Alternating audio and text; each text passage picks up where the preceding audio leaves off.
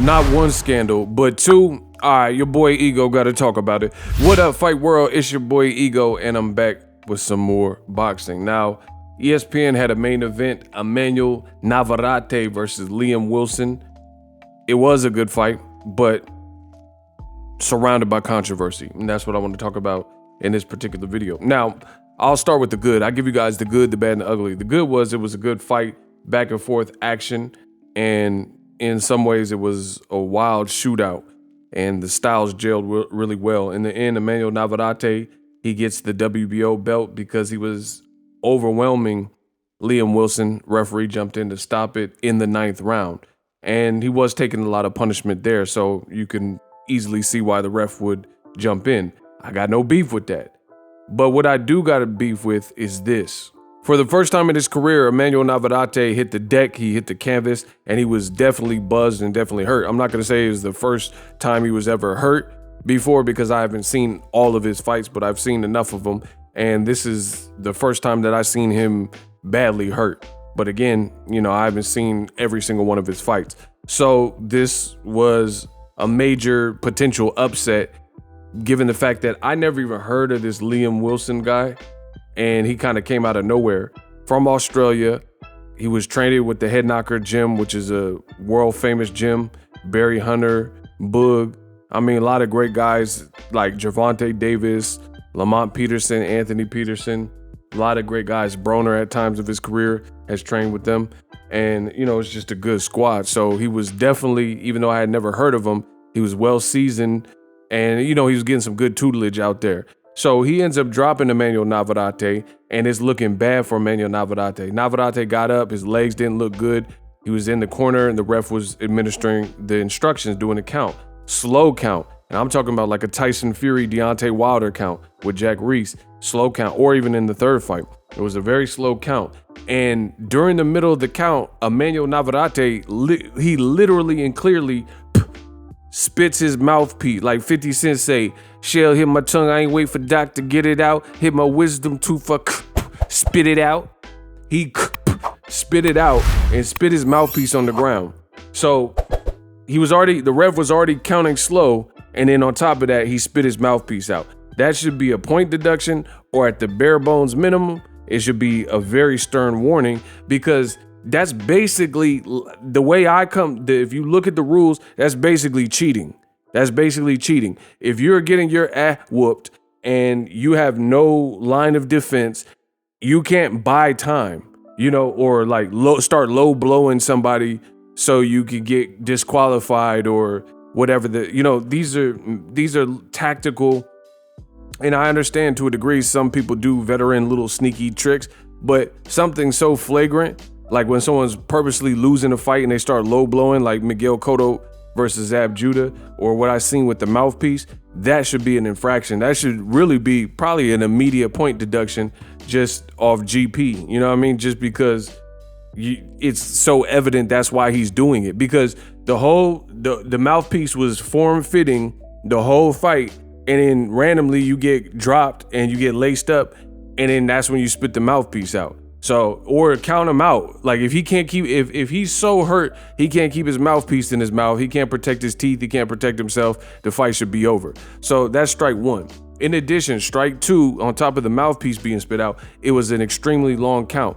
You know, by the end of it, the ref gave the guy Navarrate 30 seconds to recover. It's probably like 27, 30 seconds to recover. And I'm not being facetious. I'm not being funny. Literally like 27 to 30 seconds this ordeal took from getting dropped. By that time, you know, we're dealing with 3-minute rounds, and this was at the back half of the round. So Navarrate was able to escape out of the round.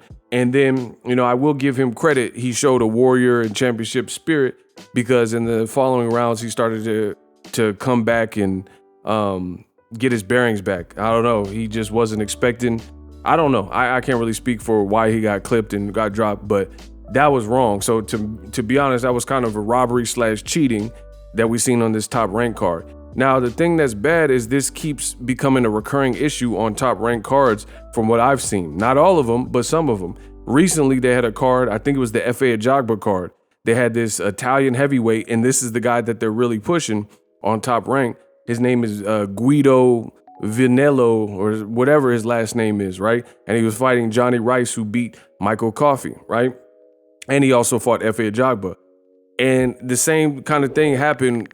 Instead of the long count on the mouthpiece, they tried to screw Johnny Rice, who was winning the fight, and then they had to go to instant replay to rectify the situation, and Johnny Rice became the rightful winner. But they tried to stop it and say it was not a punch that opened up the cut, and they tried to stop it on a cut stoppage, on an accidental headbutt, and, you know, not give Johnny Rice the fight. But they luckily got that right. But just the fact that they weren't going to shows you there's a problem. And then their next card, or not too distant future, you have this other mishap with Navarrate. Now, at the beginning of this video, I said not one but two. So some people are wondering what I'm talking about. So the second thing that occurred was on fight week. On Friday, when they weighed in, the scale, Navarrate, basically they said he looked out of shape, and he did look out of shape in the fight. They said he was overweight and somebody tampered with the scale. That's what Liam Wilson was alleging, saying that somebody tampered with the scale and all of a sudden he was able to make weight, which is, it's surprising how this stuff works. You got deadline writers that seem to be really close to Top Rank, we'll say, and they seem to write these like attack articles on PBC and this and that. Oh, David Benavidez and Caleb Plant cuss too much and all this stuff. But then when there's this like potential foul play, like the long count, or the Liam Wilson is saying that the scale was tampered with, now these same minions and deadline writers or whatnot and media people, now they don't have nothing to say all of a sudden. And to me, it's disgusting and it's repulsive, because if you really care about the sport, these aren't things that should be in the sport. There shouldn't be guys spin out the mouthpiece. If you lose, you lose. Just lose like a samurai, with some integrity, with some honor. You know, long counts to give the person, like, you're basically cheating. That by when judges with these fluke scorecards and stuff like that, this is basically cheating. You know this person didn't win the fight, and then the judges have these like miscellaneous scorecards that nobody can agree with, things like that. These Adelaide Bird scorecards, long counts and stuff like that, because now you're giving, like in this case, you're giving Navarrate a whole second chance to win, because under normal circumstance, if you do a regular count, he's either good enough to continue in that space of time or he's not. Not this long drawn out count and then you give him more time to recover. I mean, that's insane. And again, I gotta stress that old media, these are the same people when Wilder had the first fight in New York with Luis King Kong Ortiz, and Ortiz hurt Wilder, and Wilder was, you know, he wasn't looking like, he looked like he was hurt, right? And then the doctor stopped the fight randomly and said, let's check Wilder out. And the same writers, the same fans, they said, oh, he was bought time. Wilder had an extra 7 seconds checking in with the doc and he was able to recover. These same people don't say nothing about this whole Navarrate situation or Tyson Fury situation. And if you look at these situations, they're far more flagrant and far more egregious. Let me know what you guys think. You know, it was a good fight, but it really takes away when you see these types of things happen in the fight. Emmanuel Navarrate, you know, he makes a lot of mistakes and he's moving up in weight. He's a champion. He wouldn't be able to beat nobody like Shakur Stevenson if Stevenson was in that weight class still. But I'll save that for another day. Let me know what you guys think of this mishap from the referee yet again. And I'm out.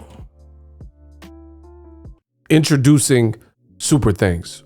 Right here on the official Boxingego YouTube. Super Thanks allows you, the viewers, to show a little bit of extra gratitude, which enables me as a full-time content creator to push out the content you need in the world of boxing. Underneath all the videos, you will see a heart with the $sign in it. You can enter any amount that you find suitable as a super thanks. A brand new interactive and colorful way to get your comments highlighted and noticed by not only myself, but other people on the YouTube platform. Super thanks, a unique and cool way to show and applaud us full-time content creators. Hopefully you guys enjoy the content. Super thanks. The future is now. The Hibernation 5s by Kenichi Bear. hybrid gaming and lifestyle headphones. Out of the box, you can connect to any console or PC, Bluetooth ready, with a low latency USB adapter, color RGB, and extreme bass mode. The Hibernation 5s adjust to you. Whether you need a gaming, travel, gym, or lifestyle headphones, the Hibernations got you covered. The new Hibernation 5s, link in the description. Customize the way you hear the world. Welcome to the nation. Are you tired of your YouTube videos not getting any views? Well, consider TubeBuddy. I've used TubeBuddy for years to scale up my YouTube channel. Now we're sitting over 200,000 subscribers. TubeBuddy is a browser extension that offers a ton of built-in productivity and time-saving services to take your channel to the next level. Use my link in the description to get started with TubeBuddy and level up your channel faster. We working.